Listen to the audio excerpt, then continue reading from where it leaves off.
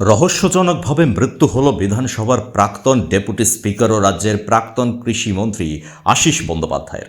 আজ রামপুরহাটে তার বাড়ি তৃণমূল কার্যালয়ের অফিসে ঝুলন্ত অবস্থায় দেখতে পাওয়া যায় আশিস বন্দ্যোপাধ্যায়কে। প্রাথমিকভাবে পুলিশের অনুমান তিনি আত্মহত্যা করেছেন। তার মৃত্যু ঘিরে দানা বাঁধছে রহস্য। একটি নোট লিখে রেখে গেছেন, যাতে নিজের মৃত্যুর জন্য কাউকে দায়ী না করলেও সেই নোটে তিনি যা লিখেছেন তা চমকে দেওয়ার মতো। তৃণমূল আমলের একাধিক দুর্নীতির বিরুদ্ধে সরব হয়েছেন তিনি।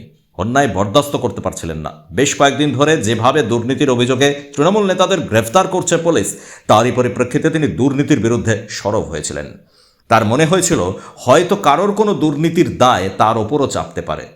তাই জোর গলায় চিঠিতে তিনি লিখেছেন, আমি কোনোদিন কোনো দুর্নীতি করিনি, দুর্নীতিকে কখনো প্রশ্রয় দিইনি, কিন্তু সব দেখেও আমাকে মুখ বুজে থাকতে হয়েছে।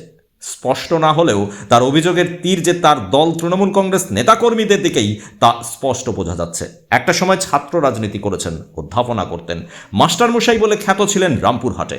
কখনো নিজের ছাত্রদের ভুল পথে যেতে দেননি। অসম্ভব ভালোবাসতেন নিজের ছাত্রছাত্রীদের। দলমত নির্বিশেষে ছাত্রছাত্রীরাও আশিস বন্দ্যোপাধ্যায়কে যথেষ্ট সম্মান করতেন। 2001 সালে প্রথমবার বিধানসভায় বিধায়ক নির্বাচিত হন। এরপর 2011 সালে মমতা বন্দ্যোপাধ্যায় ক্ষমতায় এলে তাকে মন্ত্রী করেন। 5 বারের বিধায়ক তিনি। এবার বিজেপি প্রার্থীর কাছে হেরে গিয়েছিলেন বড় ব্যবধানে। কালীঘাটপন্থী তৃণমূল কংগ্রেস নির্বাচনে হেরে যাবার পর চুপ হয়ে গেছিল। আশিস বন্দ্যোপাধ্যায়কেও আর সরাসরি রাজনীতির ময়দানে আসতে দেখা যায়নি।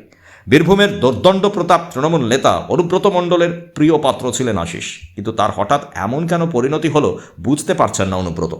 তিনি কেন, কেউই আন্দাজ করতে পারছেন না আশিস বন্দ্যোপাধ্যায়ের মতন একজন সহজ সরল নিরীহ মানুষ এভাবে চলে যেতে পারেন।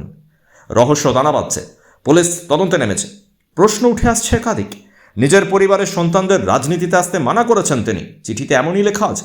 তাহলে কি কোনোভাবে তিনি তৃণমূলের রাজনীতির ওপর বীতশ্রদ্ধ ছিলেন? প্রশ্ন উঠছে। ব্যুরো রিপোর্ট, পূবের কলম ডিজিটাল।